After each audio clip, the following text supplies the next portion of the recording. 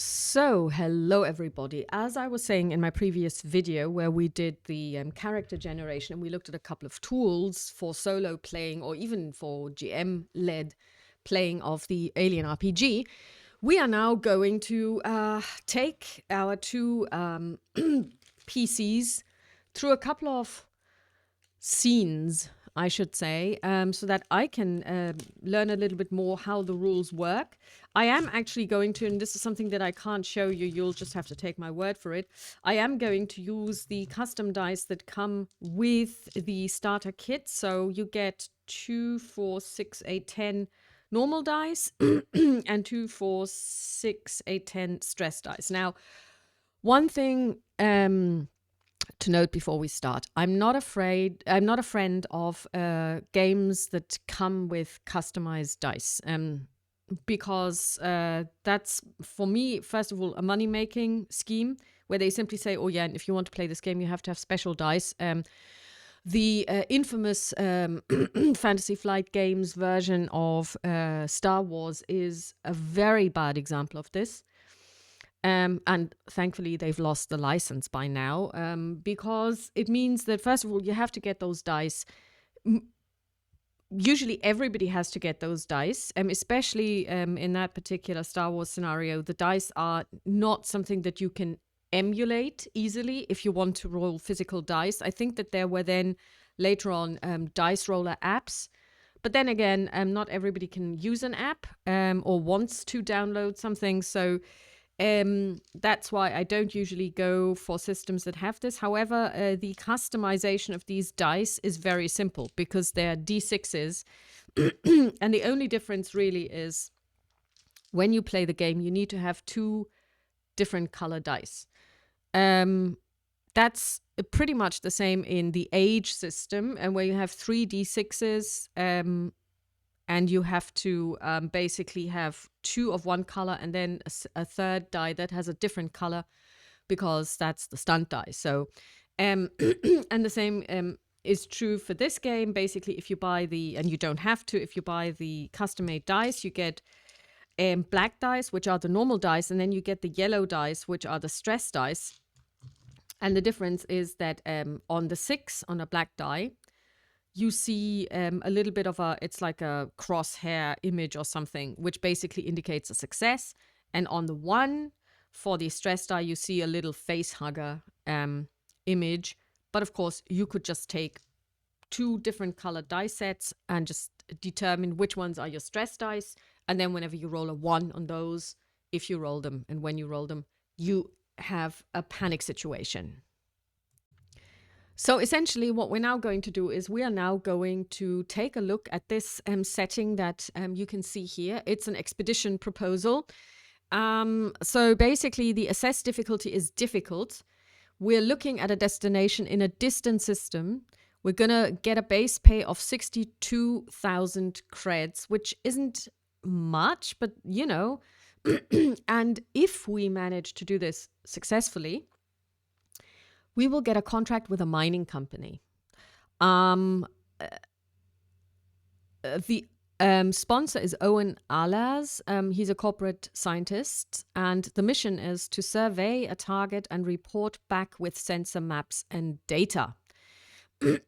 And the target is the rocky moon of a planet. The expedition discovers a nest of hostile alien creatures. The target area is difficult to locate and survey safely. So there are 2 sides to this, really. One is getting there, and then also possibly, like doing sensor readings from afar, and then also setting down. So what we will have is we will have a ship that can actually land on a planet. So what we have is we have a little bit of we will have I think a J-class vessel. And this J-class vessel has a little bit of a skiff where we can then go, and we will generate 2 NPCs as we go along because they will be helping us in the surveying on the surface. So we will get 2 people who actually are a little more robust, because our pilot will stay shipside. She's got a health of 2, And she will make sure that if something happens, somebody is there to remotely navigate the shuttle. Okay, so let's get going. The first thing is that it says here it's a distance system, which means that we have to go into cryo sleep to do the faster than light travel. Let me just check if I can show you a map.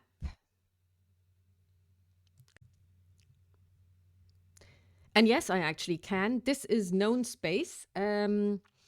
So for those of you who are a little bit familiar with the whole Alien franchise,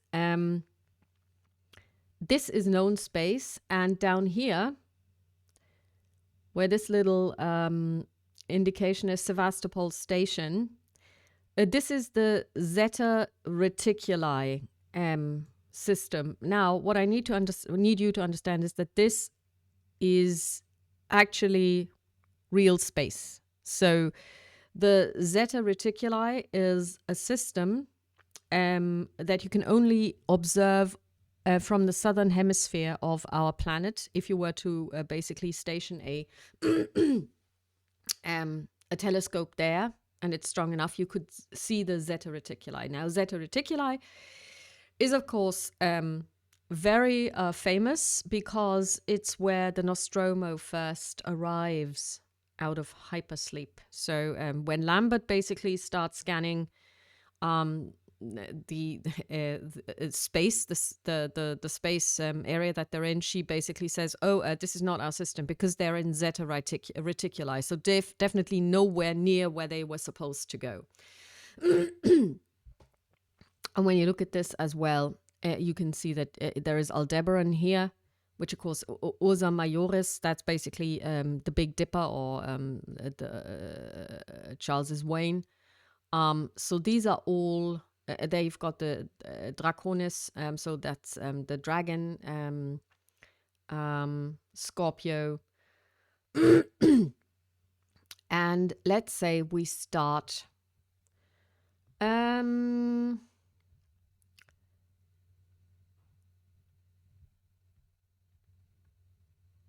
let's say we start somewhere in the middle, which is essentially the core system colonies, which is around here. And we want to go to, I believe we have Wolf anyway. I mapped Wolf.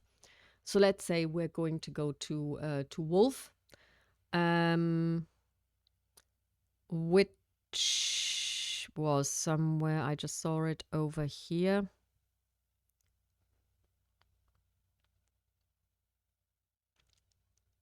Okay, let's just say we're going to go for Alpha Aurigae. So when you look at the actual map in the book, you will see a grid that is overlaid over the map, which tells you how many parsecs this is. Now, depending on your ship, it can travel 1 parsec in X days. A parsec is 3.26 light years. And I mean, let's say you have to travel for 14 days, because let's say you've got an FTL of 14. It means it can travel 1 parsec in 14 days. You don't really need to go into cryo for 14 days, but of course you will age. And if you do this frequently, then you will be aging and not doing anything except space traveling, which, if all goes well, is super, super boring. So let's just say we need to go towards Alpha Aurigae, and we're going to say that this is like, I want to say maybe 20 parsecs. So if we have an FTL of 16, that's 160, 320 days. So what we need to do is we need to make a decision. Do we want to go into cryo for 320 days? And of course, you would say, yes, we do, because, 320 days of literally doing nothing but aging is probably not a good idea. So our 2 heroines will go under for 315 days, because about 5 days prior to reaching the Alpha Aurigae system, Anna Selena, who is the pilot, wants to be woken. And Brooke can stay under longer if she likes, but being the pilot and the owner of the ship, but also kind of like the navigator, she would like to see what's happening like 5 days away from the system. So let's see if we have any space encounters. We're just going to take a look at our donjon. Let's say we want a star system encounter. And let's take a look. Is this actually supposed to be...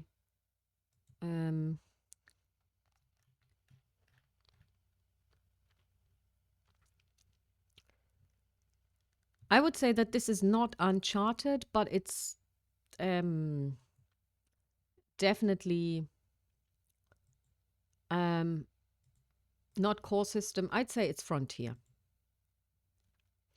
Okay, so now let's see. We're going to roll a d10. Just going to grab a d10.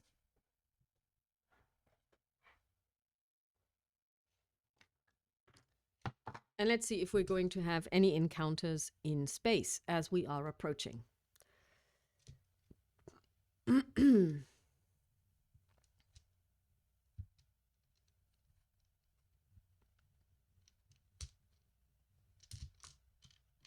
I wasn't well prepared. I didn't get out my d10. But here we are.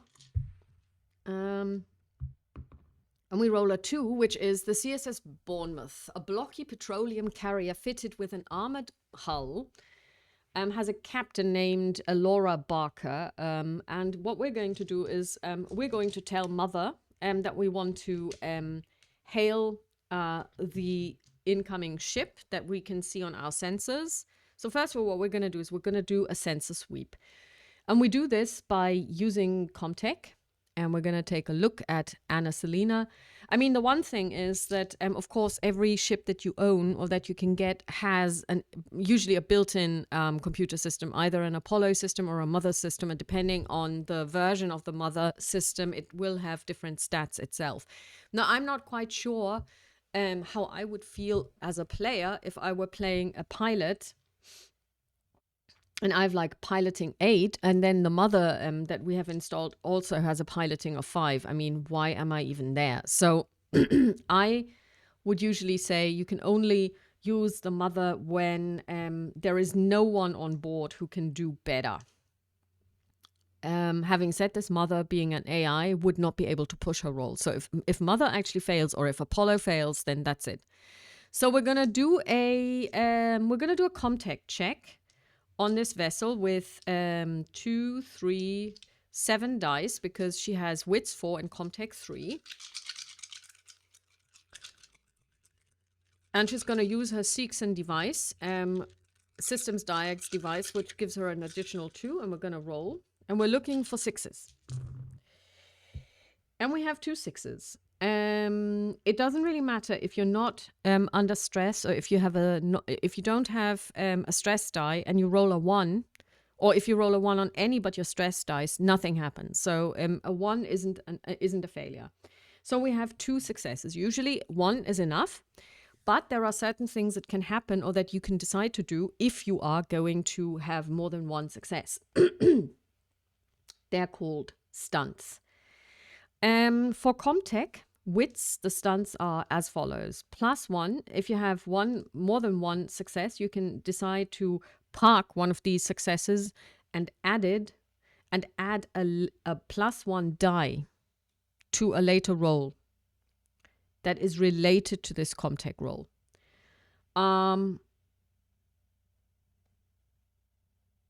You can also say you're doing this in half the usual time. Or you don't have to do this again. So basically, once we know what this ship is like and we get the information of what this ship is like, we don't have to roll again to get more information. We could also hide our tracks if we want to basically do this stealthily, that nobody knows that we've been scanning them. or we show off to someone if we want to impress someone, which I find is actually quite funny when I first read it, but in gameplay, this makes perfect sense. For example, if you in your group have somebody who's terribly under stress and is very skeptical or has an agenda that makes them very skeptical, if you use this to show off, you can impress them. And this will change their attitude towards you, which I think is a very good idea when you have group dynamics that are kind of like going off the rails. So in this case, I will just say that I'm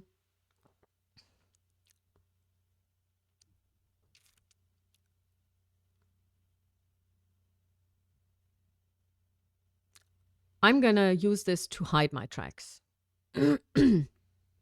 And basically, now I know what this is like, what the ship can do and what it does and what it has. So essentially, it has, whoops, that's not it. It has all of this information that we found here. So we can see that it's completely covered with an armored hull, which is unusual for a freighter. So we know this. And of course, we can see what it is because it's got the CSS Bournemouth. It's got a signature. Almost all ships have signatures. So basically what we're going to do is we're going to, we're going to use this for a related role +1. And we're going to hail them. So we're going to use Comtech. That shouldn't be an issue, actually, because obviously they want to be hailed. There is nothing happening there. So we're going to use this. And we have 1 success. And interestingly enough, I added the 1 die and I only got 1 success. So we hail them and we get a reply back. So it's Laura Barker. We identify ourselves. And we say that we are on a mission to explore and send back telemetry, but also take samples and get sensor maps and data on the moon of Wolf 476. And she basically tells us good luck. There have been some meteor showers recently around that moon. So as you're making your way into orbit, you can expect difficult terrain, if you like, in space. So flying conditions will be very difficult, and it may be difficult to keep a stable orbit. So I wouldn't rely on your mother's piloting abilities to keep a stable orbit. I would always have my pilot stay there. We thank her, and so basically we keep going because obviously we are the pilot. So this is duly noted. And as we are approaching, we are 1 day out. I am going to wake up my roughneck, Brooke Ridgewater. And also now we're going to roll up 2 people who are going to help us on planet. So we're going to go to the NPC generator and we're going to get a... We are going to get a combat person.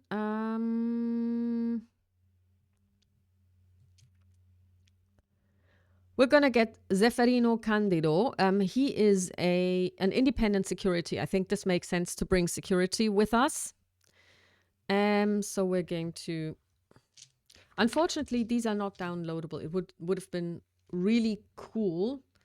But, you know, after all, this is all free. So we're going to take this guy like so. We're going to stick him into our scene like so. And then we also want a scientist who can do the surveying. So let's check if we would find them in professional, probably. A technician. Medical doctor, salvage expert, no. Colonial marshal, oh, they would be professionals. It's interesting. Technician, rogue scientist.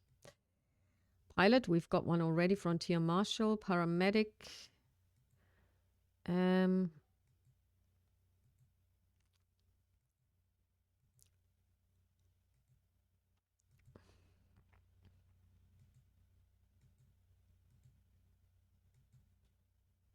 let's see. Is this maybe corporate? Corporate killer, project scientist. We'll take her. Fan Hua. It's interesting that they're all Chinese. Okay. So we're gonna bring Fan Hua. And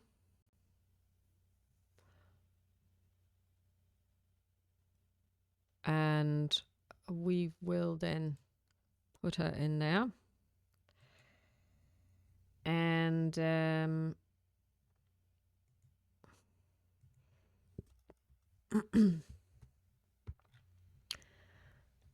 and they're also with us on board. So we're also going to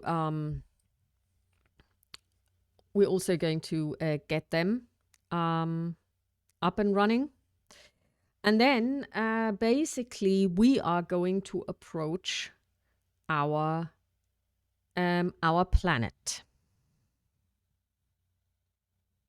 Or our moon, rather. Very different. It's not a planet, it's a moon. And here is our system that I created. It's Wolf 4075.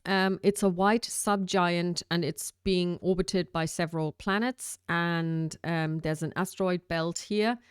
And one of these moons that is orbiting this gas giant, it's got 7 moons, is our target.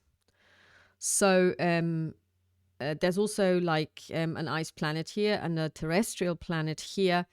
And basically we're going to try and get in here. And here's an asteroid belt. And there have been, let's say that there have been some flares from this white subgiant.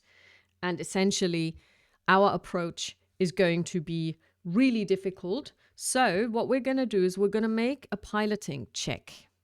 Let me just go back to Anna Selena. So Anna Selena, whoops, has a piloting skill of 5, of 8, because she's got 5 in agility and 3 in piloting. So it's 3, 4, 5, 6, 7, 8. And we're going to say that because it is so difficult, I'm going to roll a d6. I'm actually going to roll a I'm going to roll a d6. And I roll a 4. So we remove 4 of her skill dice because it's really difficult. And we're looking for at least 1 6. Otherwise, terrible things are going to happen. And we roll 1 6. So we manage to get in, you know. So this is difficult. So she had a so she manages to just basically make it. So now what she has to say though is, guys, I have to stay on board because I need to keep this in stable orbit. Otherwise, you will be fragged. So you're gonna get onto the skiff, but before we do this, we're gonna do a couple of telemetry readings from this particular planet. And again, so she's gonna, let's see what our NPCs can bring to the table here. Comtech 4, wits 5, so she would be coming in at 9. So she would definitely be the person to do this. I have to check what a CBRN kit is, because obviously this is generated, so I didn't know what kind of gear they were going to have. So let's take a look at the gear.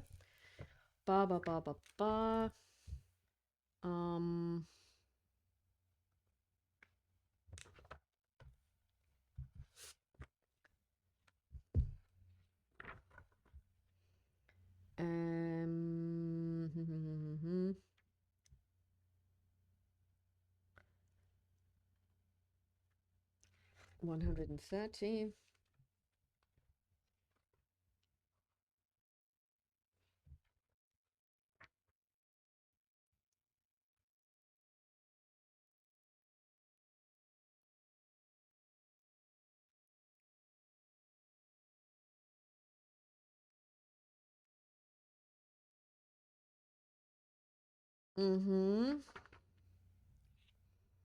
It's not actually in there, so we'll have to check. Because it could be in one of the supplements. So I've now checked out all of their personal belongings. Zefferino has binoculars, which give him a +2 to observation checks, a personal med kit, which put a +2 bonus on medical aid rolls. He's got a pulse rifle, which gives him a +1 for ranged combat. So his range dice pool is 7. It does 2 points of damage, and the range is long. He's got a stun baton, +1 melee, 8 dice pool, damage 1, range engaged. The CBRN kit is actually the chemical, biological, radiological, and nuclear detection kit, which includes a Geiger counter, a biological and chemical agent diagnostic device, 4 doses of neurotoxin inhibitors, 4 emergency respirators, good for 1 turn each before recharging, a pair of acid-proof gloves and goggles, syringes, sampling tools, chemical detection paper, and 4 heat-resistant specimen jars. Using this kit automatically detects the current radiation level and any chemical or biological pathogens at the user's location. It also gives the user +2 modifications to sickness rolls. And I would say that the question is, how do we actually account for doing science stuff? Is it observation? Probably. So I would say she also gets a +2 to science-y observation rolls. +2 bonus to science-y observation rolls.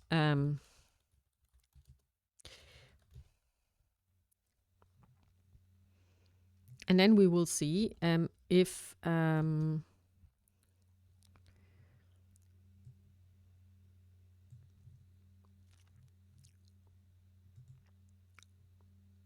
she also has the Samani E-Series watch, which includes an oxygen and pressure sensor to warn its user of hull breach survival +1. But of course, this would also include it when you're wearing a spacesuit. That's also possible that you experience a hull breach there. Okay, so now we know what our guys are doing. So now the next thing is Fan Hua will do a Comtech check. 2, 4, 6, 9.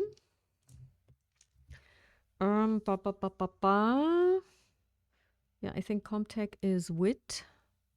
Just check. Yeah, Comtech is wits. Okay, because she is now going to scan the system and to give us more information, hopefully. But of course, we are experiencing this problem in the asteroid belt, and there's, like sun flares and whatnot. So we're going to roll a d4 to see how many dice she will end up rolling. She gets a deduction of 1, so that's good. So we have 2, 4, 6, 8 in total. Let's see how much she's getting. She gets a 1. So she gets 1 success. And basically, she finds out that, so this gives her information about the, well, I mean, there isn't much to say about the white subgiant, but she finds out that there is this 4-gas giant, and it has 7 moons, and we find out all about them. And the one that we are going to survey is actually 4C, which is a terrestrial moon with 0.1 G. So it's so basically on Earth we have 1 G, that is our gravity. So 0.1 G is it means that everything is a little bit lighter. And it's got a breathable atmosphere. It's temperate, 0 to 30 degrees. It's an arid world, which means that there is, it's dry. And it's got disturbing wind-cut rock formations. Oh, that's cool, because that's going to be difficult terrain. So this is what she finds out. Now, what would have happened if she had also rolled an additional success? Then I think she might have also detected a little more. This is something then left up to the discretion. If she had had no successes, and if she had pushed and still had no successes, they just would go in blind. But this is now the first piece of information that they have retrieved. So they now know all about this moon that they could tell from the atmosphere, from orbit. And now what they're going to do is they are going to prepare for landing. So Brooke is going to do what she does best. She's going to do she's going to prep the away ship, and that's going to be a heavy machinery roll where she actually makes sure that everything is strapped in. All of the stuff that people will bring is there. And she rolls 1 success, so that's successful. Everything is loaded safely onto on board, and everyone will, of course, her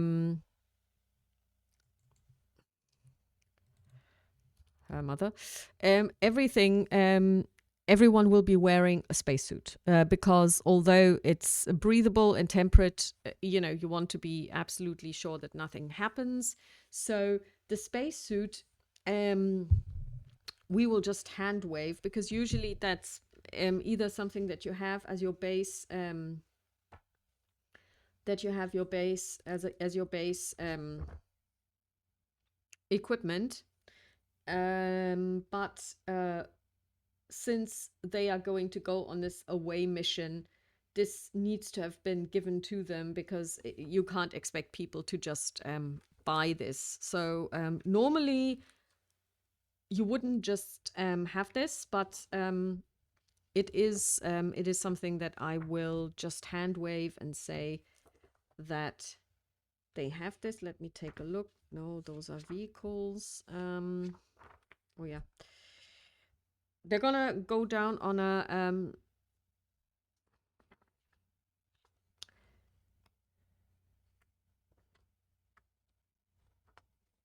ba, ba, ba, ba, ba.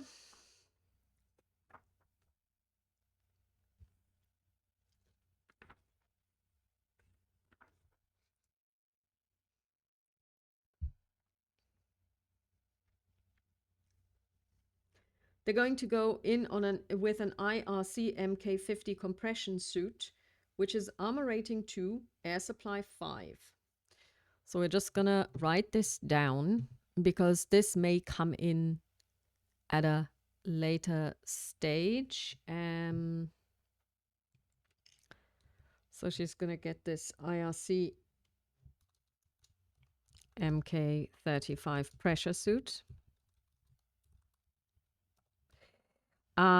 It is armor rating 5. No, armor rating 5, yes. And it has air as a consumable at 5. So we're going to put this in here. Oxygen is at 5. And then this goes for everybody. So I'm just going to copy this over to our NPCs as well.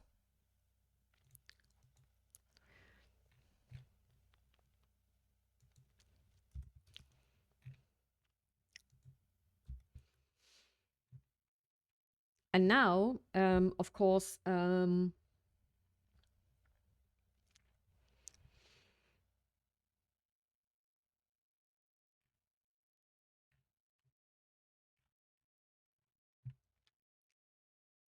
I never checked what their talents were. Breakthrough. So I'm going to do this. Just give me a second.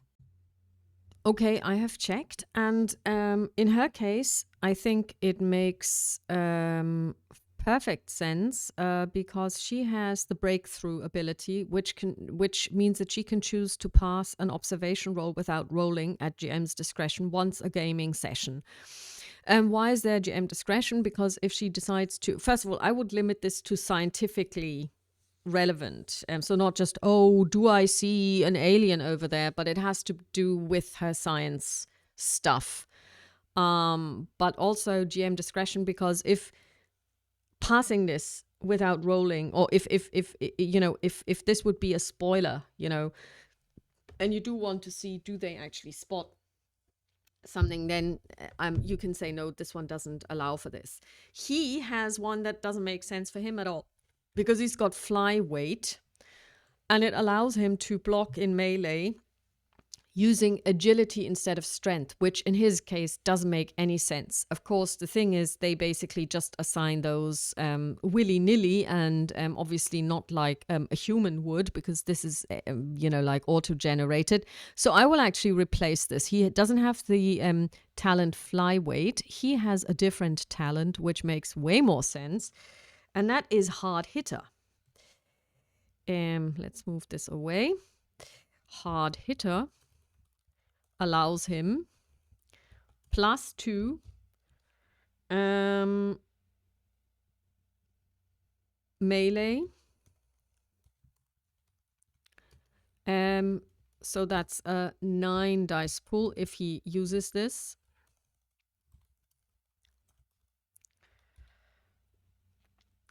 If sacrificing fast action.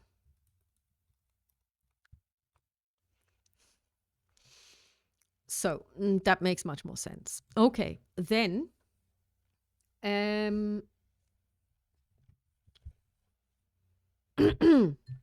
since the pilot isn't going to be on board,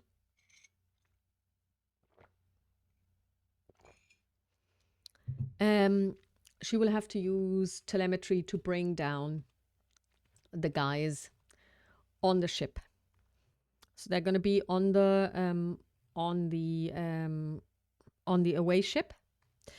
And Anna Selina is going to, we're going to give her a piloting check, so -6, a -36, so she loses 3 on this one. So we're gonna, she has 5 to telemetrically land them. So maybe this is the first time that we get to push. And she has 1 success, so we don't need to push. She manages to get them down.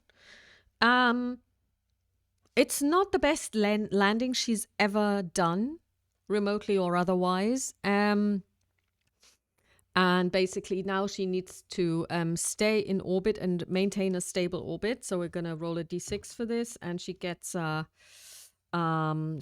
dice pool of 6 for this, and we're going to roll 3 times, and this is for 5 hours each.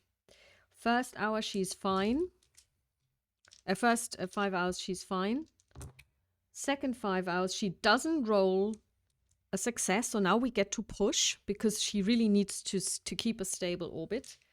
So now we add a stress die.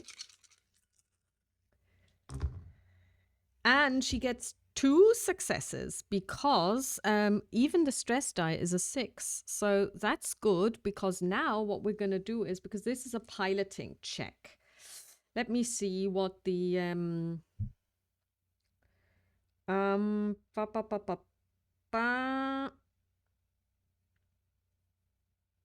what the stunt is for piloting.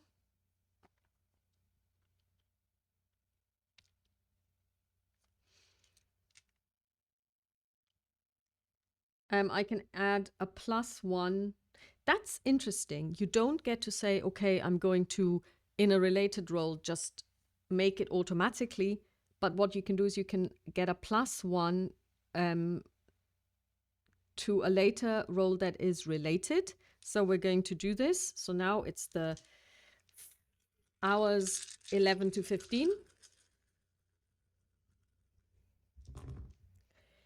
And we get 2 successes and the stunt die, the stress die shows a 2, so we are fine. So she manages to for 15 hours. So now we start taking notes. Ba, ba, ba, ba, ba.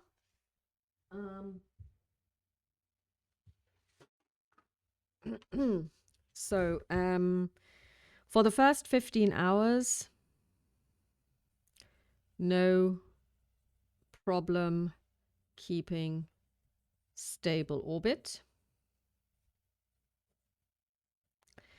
And for the next roll +1, because she rolled 2 successes on this one, but we also have to roll a d6 to check for flares. Okay, so the guys land. They arrive on this very arid, I don't want to call it desert planet because it may not be. It may be very caked and baked mud that is very, very tough to walk on.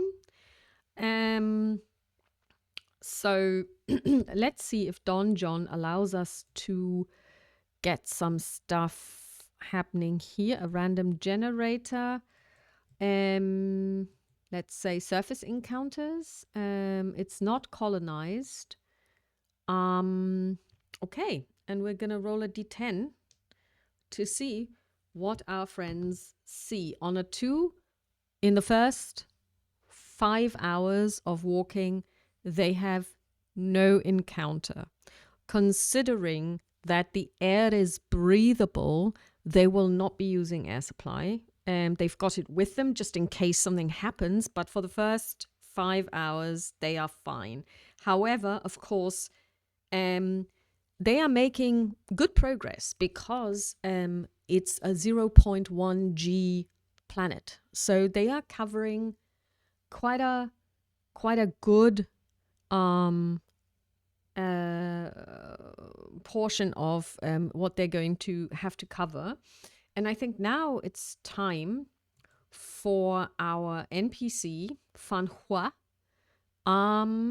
to take her first readings. So she is going to do an observation check using her CBRN detection kit. And for observation, she has 8, plus she gets the +2. So that's 10, 2, 4, 6, 8, 10.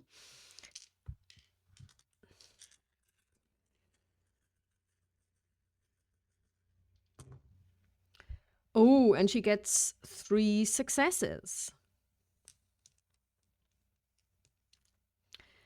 Let's just see what we get when we have successes in observation.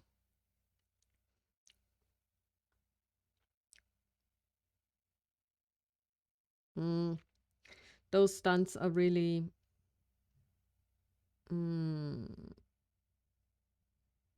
are not really relevant because they all have to do with actually spotting aliens and getting away from them. So we will have to come up with something ourselves here. But hey, that's also what would happen in real life, because I mean, you know, if we were to DM this with somebody else and we were in the same situation, we would have to come up with something. So first of all,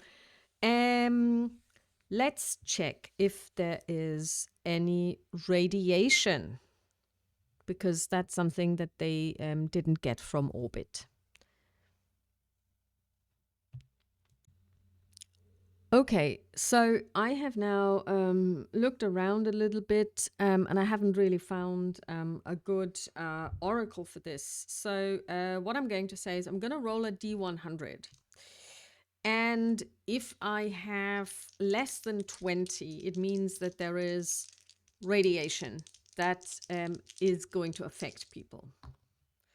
I rolled a 0.7, so yes, there is going to be radiation that affects people, which means that we're going to, and she finds out immediately when she turns this on. She's like, okay, guys, we will now have to be super extra careful. We will not be able to remove our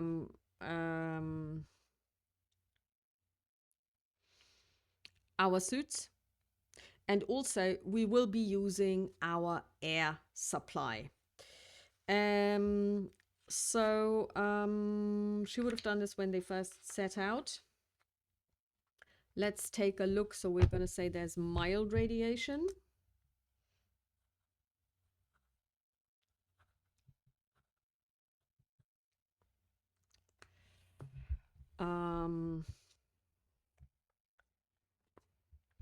Which means 1 radiation level per shift. A shift is about 6 to 10 hours.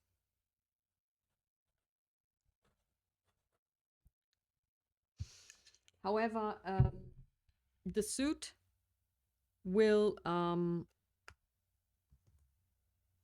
help with that, but then of course you need to roll for depletion. And there's a rule how this works. So we have 5 oxygen units, or 5 oxygen, whatever you want to call it. And this is a consumable. Page 34.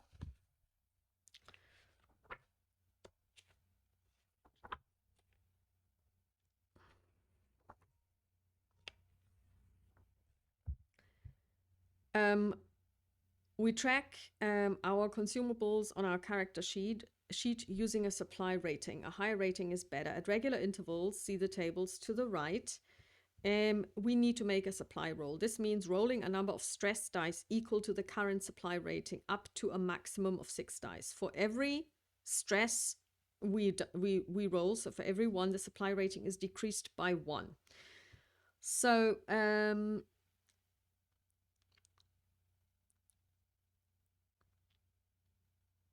basically it says we need to roll every turn, which means every 10 minutes. That's, in my opinion, a little bit over the top, because worst case scenario, we will only be able to stay here. So what we're going to say is we're going to say every hour we need to roll, because what we're doing isn't as strenuous at the moment. So the first hour is now over and everybody rolls 5 dice. We're going to start with Fan Hua.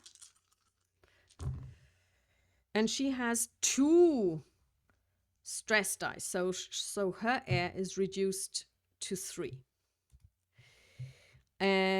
Brooke Ridgewater rolls 1. So her air is down to 4. And lastly, our friend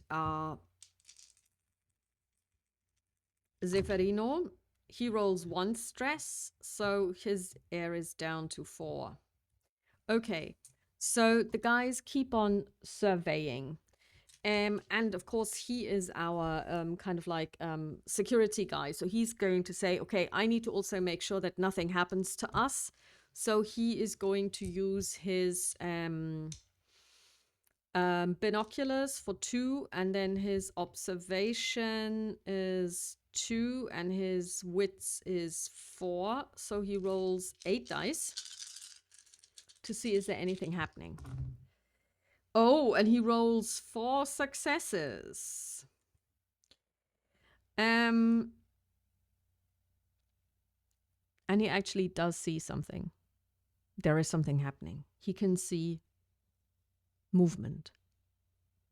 And it's not the wind blowing over the arid landscape and stirring up a dust devil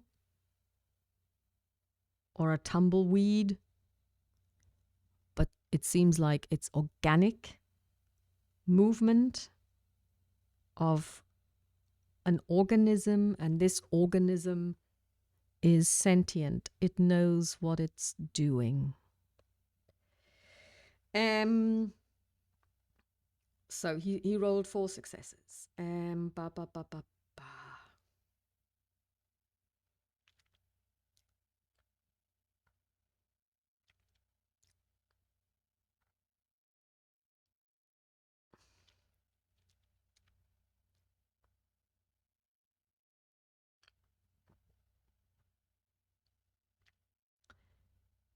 And the guys have moved. So this is now really like they have moved and they are not next to the shuttle.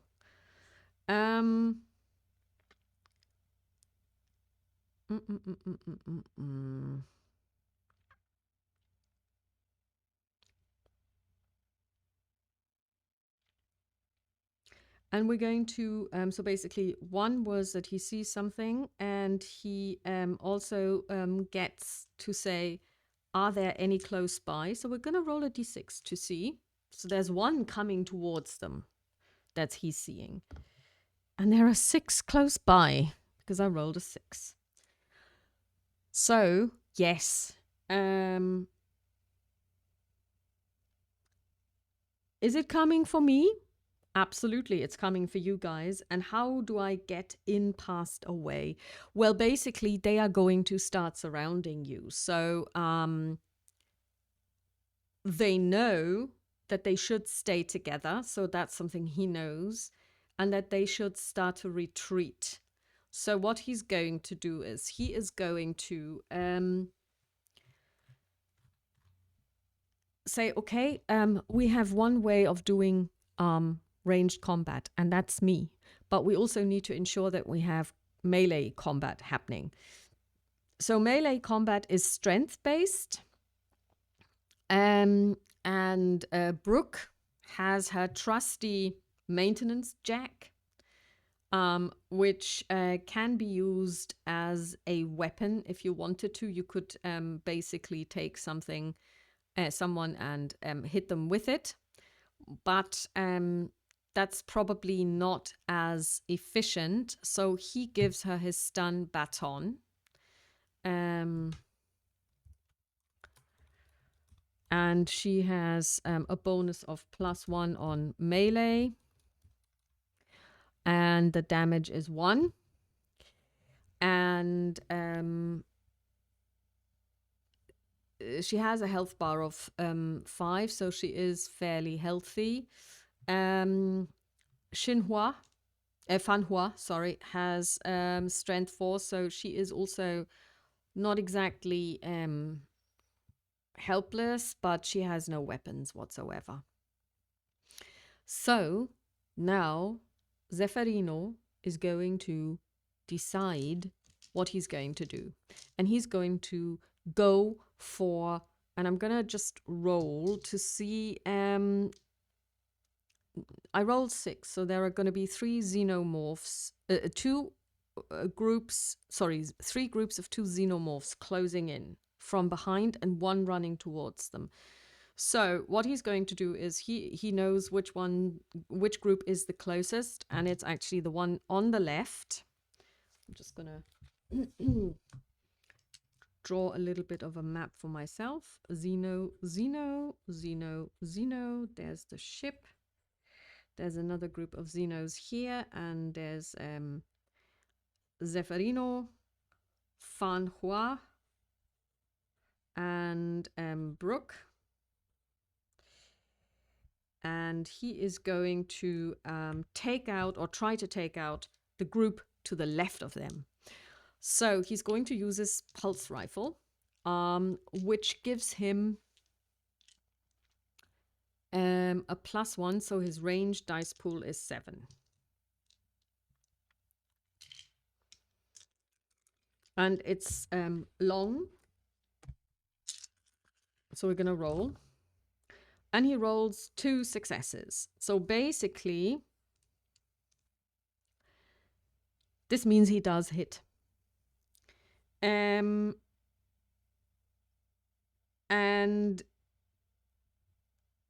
for ranged combat, he can either decide to do...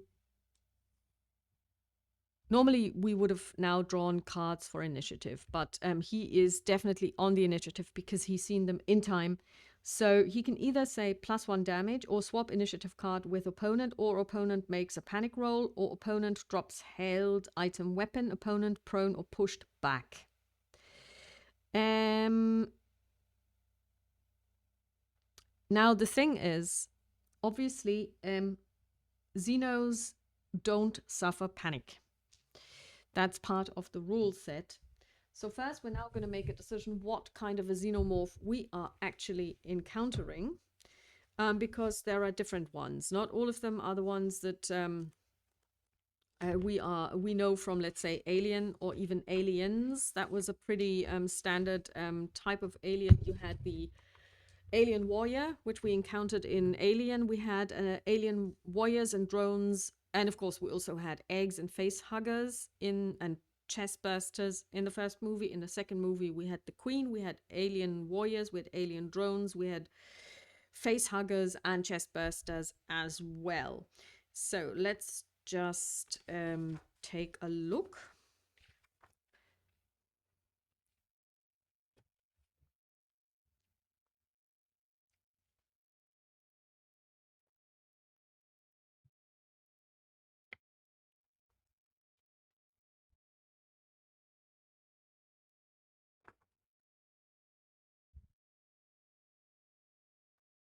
Um,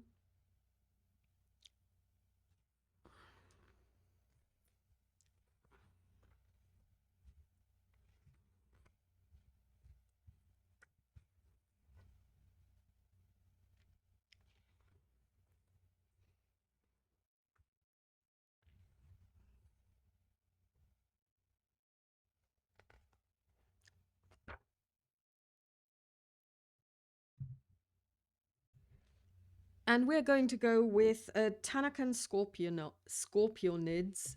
Of course, nobody knows what they are. So basically, we have scorpion type creatures running towards them. They hide in dunes and rocks during the day. It makes sense. And they are quite aggressive, and they are surprisingly adept swimmers, which of course in this world they will never be able to use, because of course it is not it's arid. So basically they've got an armor rating of 6, but they have only an armor rating of 3 against bullets. Of course, they've been shot at. So how this works is they get to roll 3 dice, 3d6s, and we're going to try and do 2 damage. So in theory, they could negate all 3. They negate 1.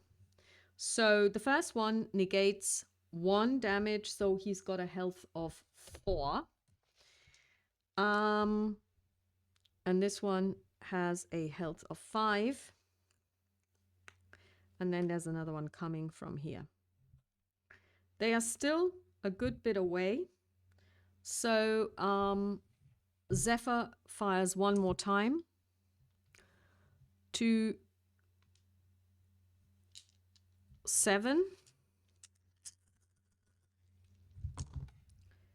And he has 1 success. He is going to push to get more successes. So he's going to get 1 stress die, which he keeps.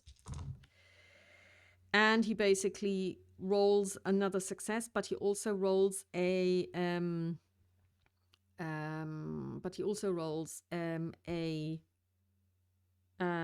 stress. So now he gets to roll a panic die. Now panic works as follows. You roll a d6 and I roll a 6. You add any stress that you have. It's a 7. So because he has 1 stress. And then let's take a look what happens on a 7. I think it's pretty mild still.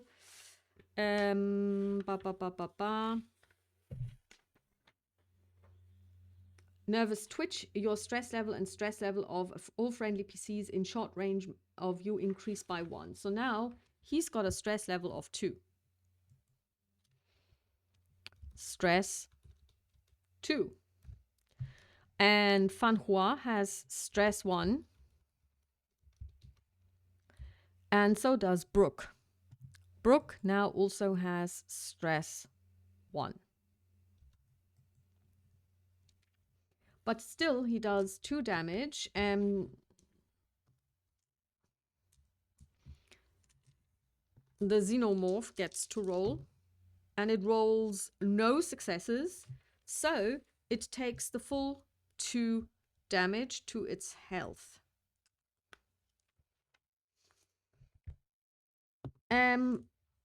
All of the xenomorphs are now closing in. So Brooke is facing 2, Fan Hua is facing 2, and Zephyr is facing 2 at short range.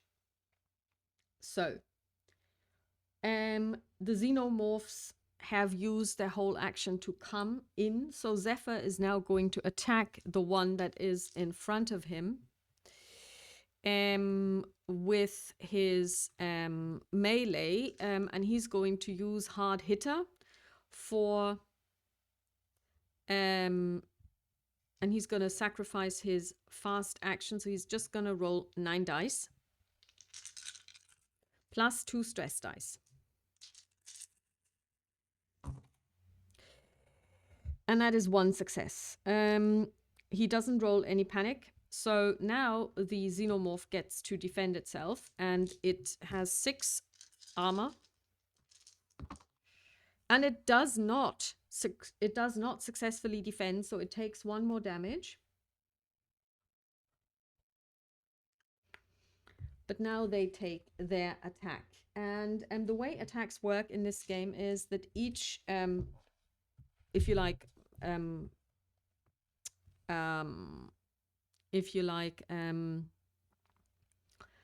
opponent has 6 ways in which they can react, and it's a table roll. So I roll a d6, and it's a 3. So the first one is the pincer grab.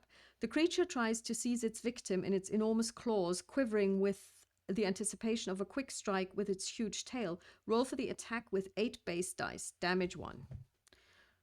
3, 6, 8.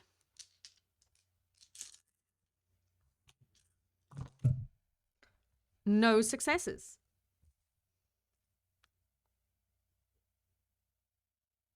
If the scorpionoid... Okay, so that was a non-success. So the second one gets to go, and it rolls a 1. It retreats. The scorpionoid isn't stupid and won't fight unless there's a good reason to. On this occasion, it decides to flee the fight and as quickly as possible. So the one that basically saw that its injured compatriot couldn't do anything runs away. So this one goes. That's good.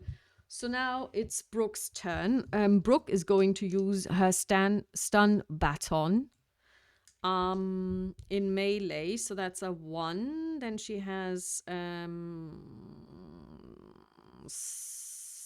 5 additional ones and 1 stress. 2, 4, 6 plus 1 stress.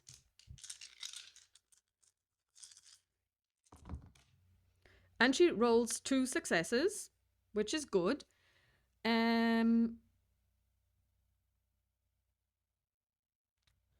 And it means that she does 1 damage.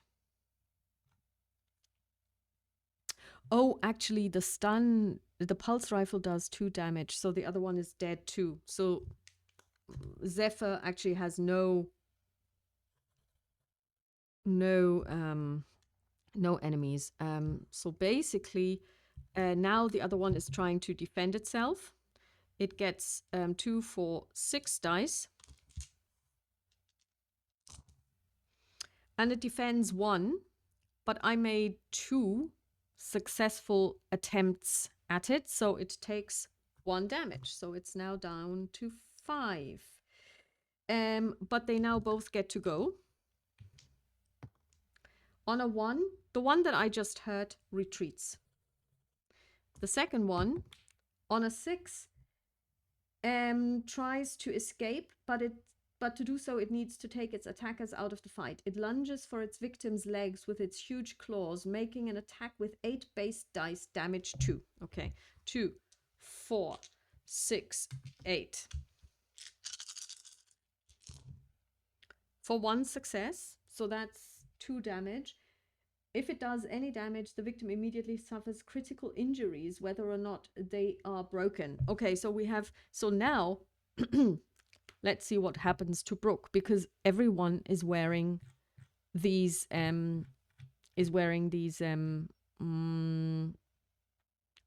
pressure suits, and they have 5 armor.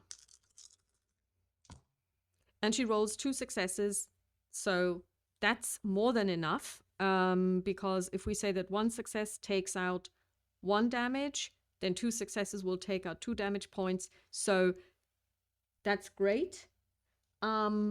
And basically, this means that on its next turn, this xenomorph will roll 3 dice.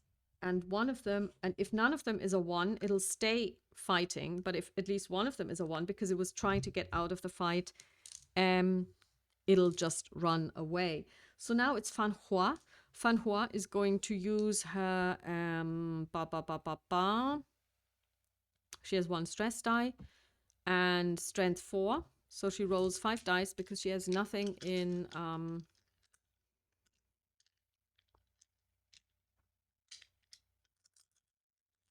melee. And she rolls no successes, but she also rolls no stress. So now the first of her 2 is going to try and do something to her. It's going to try and pincer grab. And with 8 base die, 2, 4, 6, 8. 2 successes. Now let's see if she can actually...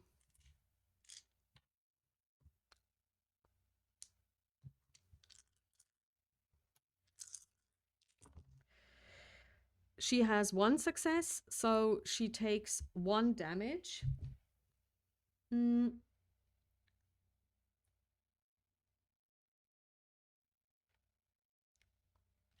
So first of all, she takes 1 damage. So her health is now 4.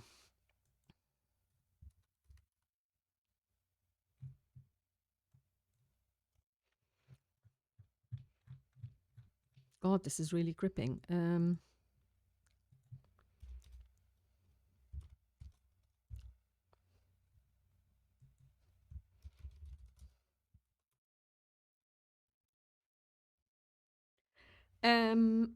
Then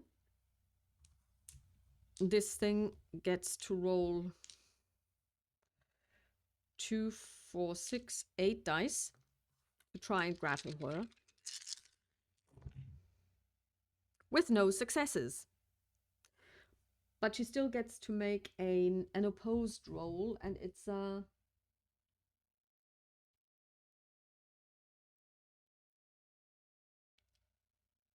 okay, so basically she now needs to make a close combat check. So she has 1 stress die and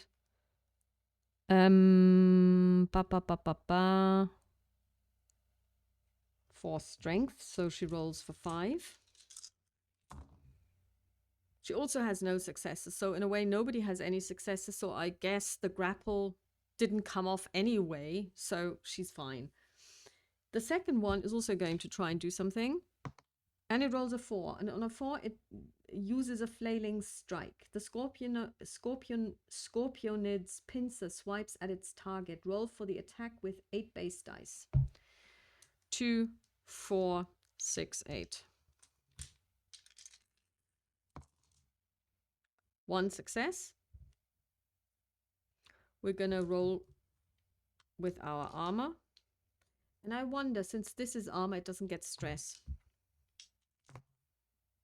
No successes, so she is down to 3 health.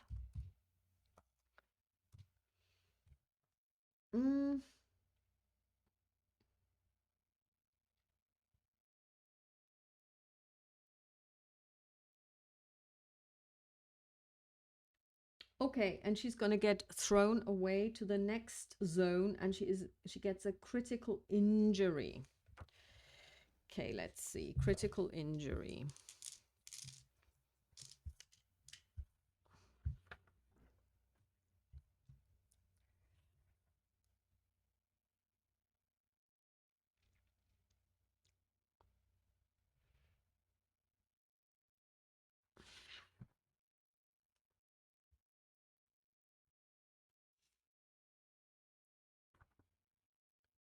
Okay, so we roll 2 d6s.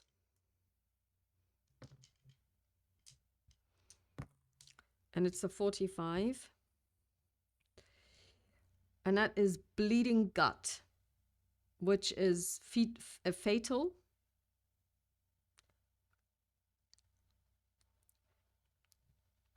And she really has an issue now. So we have 1 shift to help her with this. She definitely needs to roll for oxygen. On a 2, she's fine, and she has to roll a second time. And on a 6, she's also fine. So she doesn't lose any oxygen from this. Zephyr, since Fan Hua is now pretty much out of the game, is going to aim at the 2 that were basically fighting Fan Hua. And he's going to use his 7 range dice pool.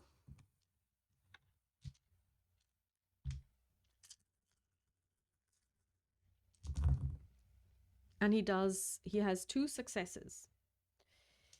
So, and he does 2 damage each time. So the first one is going to roll 3 dice because it's bullets, and it doesn't negate any damage. So it takes 2 damage.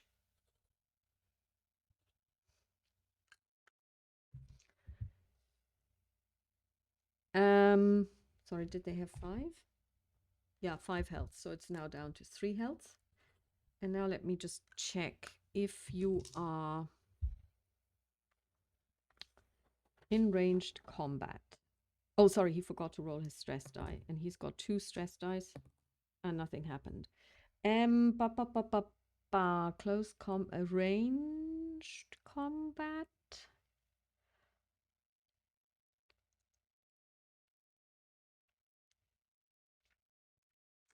He gets to do 1 more damage, so this one actually has only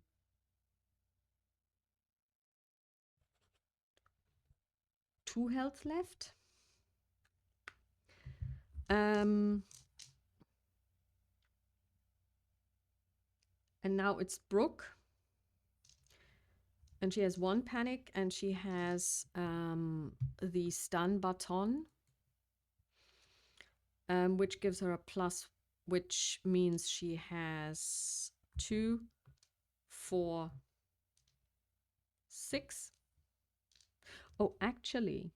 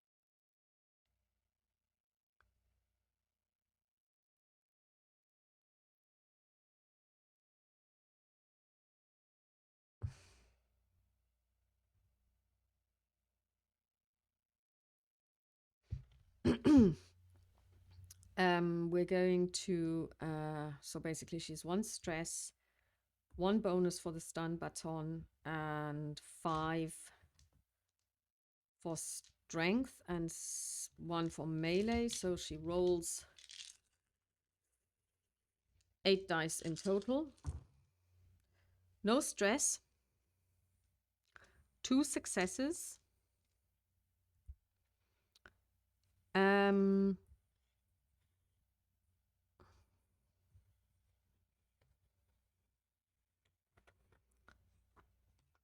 And in close combat,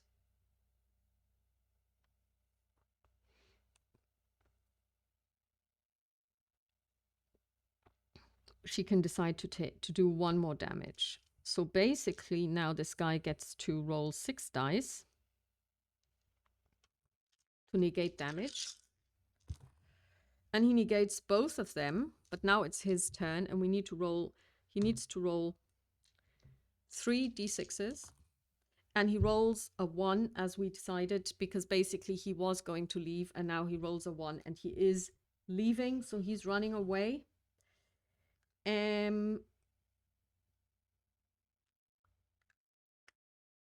And now the other two that were facing Fan Hua have to make a decision what they're going to do. First one rolls a 5, and it's a tail strike. Swings its terrible tail forward with deadly purpose. It attacks with 10 base dice. Damage 1, 2, 4. No, actually, they have to move first because they are not near Zephyr. So let me see. There are different actions that they can take. They can take a fast action, which is to aim, block, attack, cross hatchway, get up, grapple, pick up item, shove, run. So they're gonna run towards Zephyr, and then they're going to attack.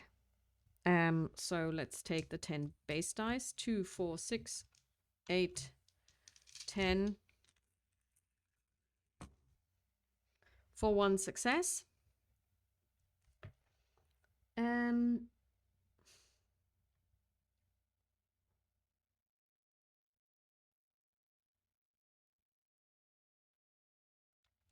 now he gets to roll his armor.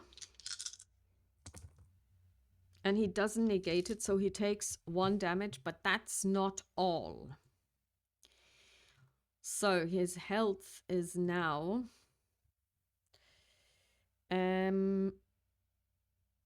4.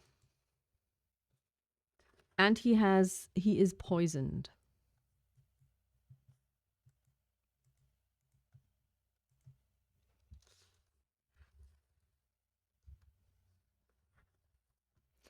And we're going to check what poison means in the player's handbook. Okay, it says here that you have to make a virulence check. The virulence of this one is 9.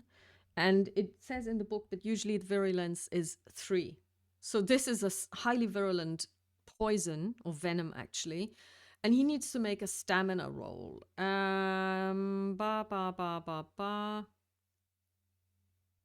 Stamina is 1, so that's 6. So he cannot actually, so I mean, I'm not sure what this now means, that it automatically succeeds 3 times, because he can only ever make 2, 4, 6. And he's got a stress die. No, he's got 2 stress. He has 2 successes and 1 panic. So we're going to deal with the panic first.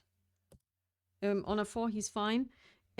So he has 2 successes. So does it mean now it's only virulence 7? Or how does this work? 1 shift, if you fail the roll, you fall sick, which has several effects. 1 shift after infection, the disease breaks out. Okay, so yeah, he's failed it. So basically he will start dying, I suppose. I don't know, because there's no special information on venoms, but they talk about diseases, which is very different, but hey, never mind.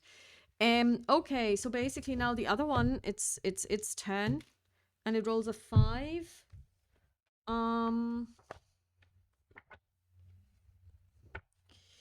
Which is another tail strike with base 10. 2, 4, 6, 10. And no successes, so that's good. So nothing happens. So next up is Zephyr. It's actually Zephyr's turn. And he is going to use his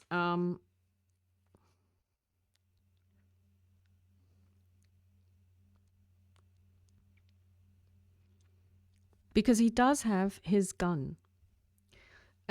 We just have to check what happens if you are in a ranged fire scenario, but you are engaged. 95.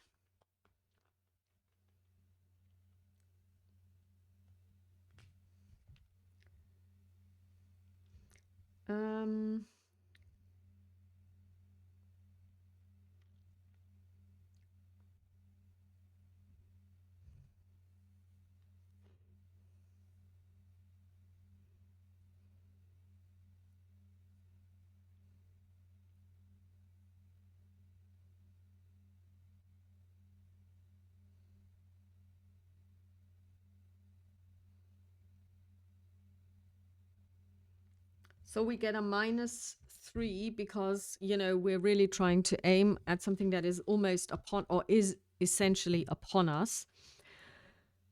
So we have a dice pool of 4 plus 2 stress. So we're going to roll 6.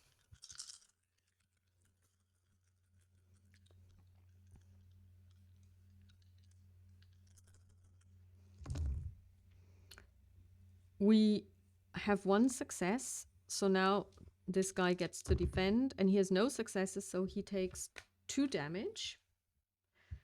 And is dead because that one only had 2 health left. And now it's this guy again. He's going to attack. Let's see what he does. On a 2.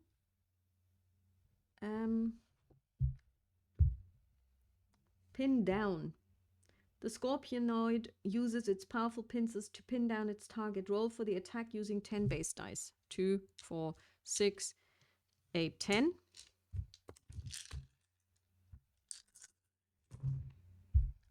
A 2 successes.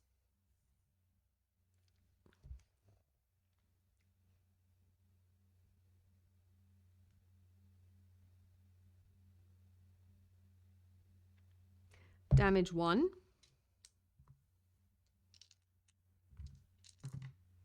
Is negated, but we drop down immediately. And we drop everything we're holding, which means our gun, and we also have to make a panic roll. So we're going to roll a d6. It's a 2 plus of... and do we take stress? No, we don't take stress, but we still are at 4, but we have to check for oxygen. On a 3, we're fine. Okay. So Zephyr is now prone.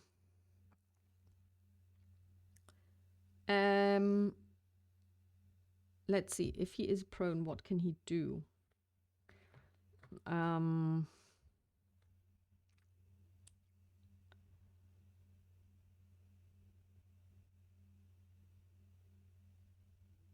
Get up. So that's a fast action. He's going to get up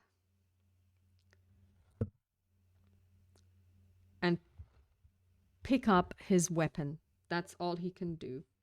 Brooke is going to run, and she's going to engage this this remaining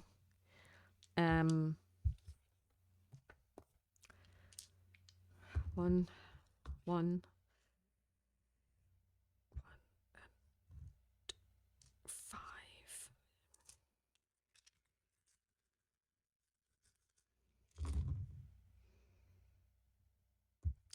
She has no successes, and she has a stress panic, so she cannot push this roll.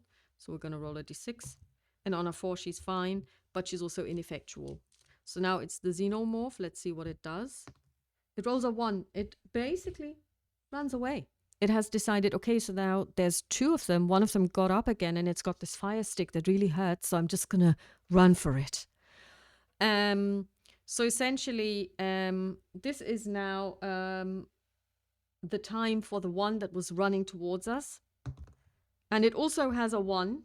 I don't kid you. It has a 1. It also runs away. So now is the time to look after our friend Anna Celine, after our friend Fanhua.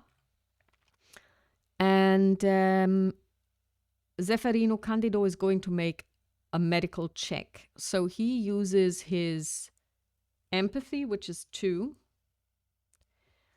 His personal med kit, which gives him a +2. He has no skills in medical, and he has 2 stress dice.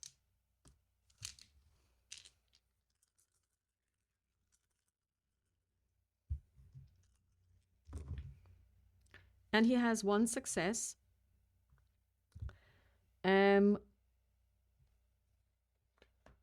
Which means that she is stabilized. So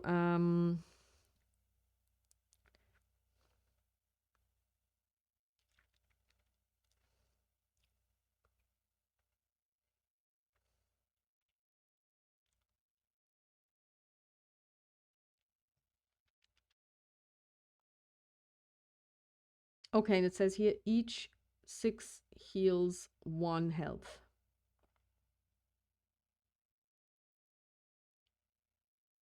Oh no, this is a fatal one. So basically, if we have one success, it means she does. Oh, I should have done death rolls. Okay, I forgot about those. Okay, but basically, she's now stabilized, and everybody retreats. So now everybody needs to roll for consumables twice. Zefferino goes first. He doesn't lose any oxygen. Fanhua loses none either, and well, basically, oh no, they would have rolled 4 dice. Let me see. He rolls 4 dice. He loses none. She rolls 3 dice. She loses none. And Brooke rolls 5 because she hasn't really depleted hers at all. And she depletes it by 1. Okay. So now they're returning to the shuttle, which will now have to be which will now have to be remotely piloted by Anna Selina. On a 1d6, we'll see she loses 5 dice because of the environmental hazards. So she has agility 2, 4, 5, and piloting 3. So she loses. So she rolls with 3 dice.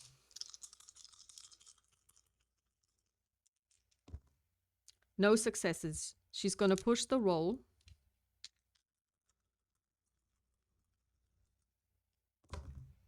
Still no successes, and she has a panic. So she rolls 3. That's fine, but it means the other ones are not getting off that planet. So she has to wait for some time to pass. She tries again. She now has 1.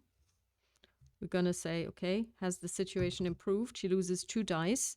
So she now rolls with 9 minus 2 is 7 because she has 1 stress die. 6, 7. She has 1 success and 1 panic. The 1 success will be enough. And she rolls a 7, which means that everyone around her suffers an additional stress. She has no one around her, but she is now at stress 2. Because she also gets 1. She has a nervous twitch now. And she manages to get everyone home safely. Now, we do have a med lab on board. And we have...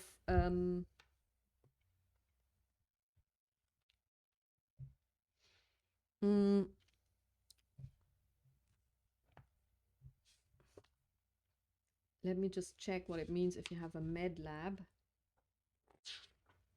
I believe you get pluses to med rolls. Okay, so we do have a med lab and we have an auto dock. Now, an auto dock isn't as good as a Pauling med pod, but the way this works is you can program it with an unmodified Comtech roll. So this is something that Anna Selina will be doing. She cannot use her Seegson Systems Diax device for this one, but only the Comtech naked. And her Comtech in total is 7 plus 1 stress die. So 2, 4, 6, 7. I'm going to roll this. And this helps us program this thing. So it means you don't really need any medical aid ability because it actually has a medical aid level 6 then, if you manage to. Basically, I suppose how this works is you're going to do an observation roll to see kind of sort of, you basically feed information about the patient, etc. into it and you program it. And we rolled 1 success, but also 1 panic. That's fine. It's a success. So we're going to roll. For a 6, we're good and nobody else gets any more panicky. So this thing now has a medical aid skill of 6. So we're going to roll. And we have 3 successes, which is really good. So I would say that our dear Fanhua is going to survive. we're going to bring back data. Unfortunately, all we know is that there is radiation. And we didn't really get a good look at the actual soil samples and stuff because we were beset by an alien species that looks like giant scorpions from old Earth. And that's what we're going to return with. We didn't bring any samples of those either because we were basically making a run for it.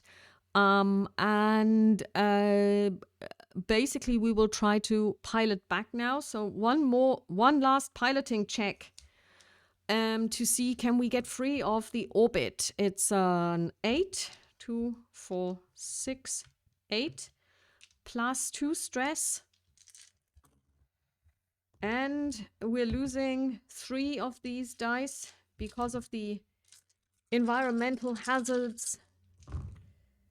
And we have 1 success, which is enough. We are getting free of wolf. What did I say? Wolf 47.5 of its moon IVC.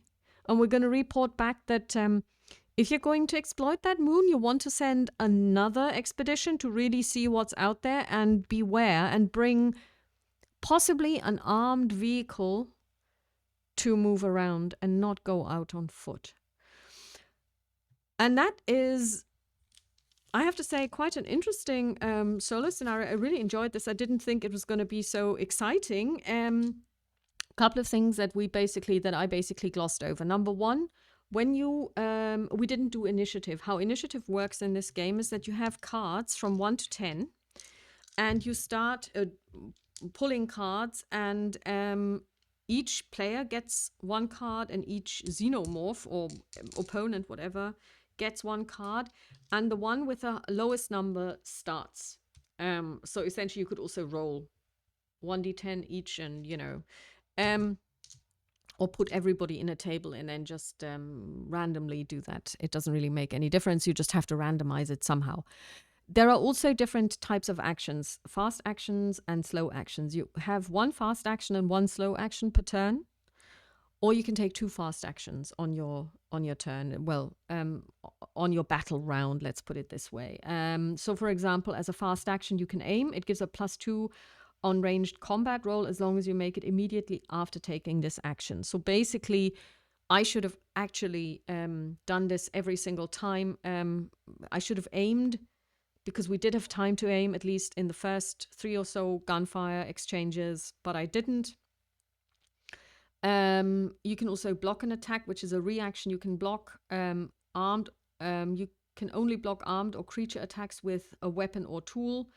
Close combat rolls spend 6 seconds, decrease damage by 1. Counterattack dealing base damage, can't increase this damage, disarm attacker. So basically, these are things that I could have done. I didn't do them. And obviously, I completely overlooked the whole thing with death rolls because I didn't see them. I only saw them when it says, you can then ignore death rolls if somebody helps you. But of course, this is really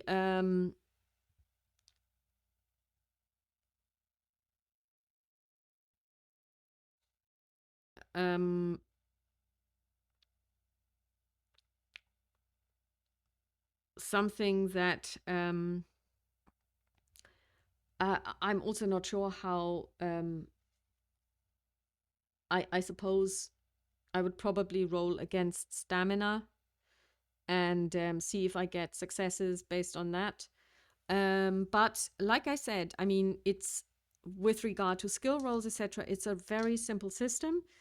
As I said before, it is based on year 0. So basically, year zero allows for 2 types of dice rolling mechanics. Either you have the d6s, or you have the step die mechanic. So in a step die mechanic, you also have abilities from A to D. And you start with a d6 if you have like really no skill at all, up to a d12. So d6, d8, d10, d12, and you want to get a 6 or higher as a success. So if you have no ability in a particular area at all, you're very unskilled, you only get a d6 and you only roll the one d6, not a dice pool of d6s, and then you have a 1 in 6 chance to succeed. If you are a little more skilled, you roll a d8 and you have a 50% chance, 3 in 8 chance to succeed. If you have a d10, because you're even a bit better at it still, you have a 50% chance to get a 6 or higher, so to succeed. And on a d12, of course, you have a 7/12 chance to be successful. I really like chucking dice. So I like rolling many dice, but of course, if this is not for you, if you prefer just, and also it means people will always have d6s around. With special dice, polyhedral dice, they may not be as available, although most gamers these days have them. But like I said, I mean, Alien uses the d6s. So I hope you enjoyed it. I certainly did, and I'll talk to you soon. Bye.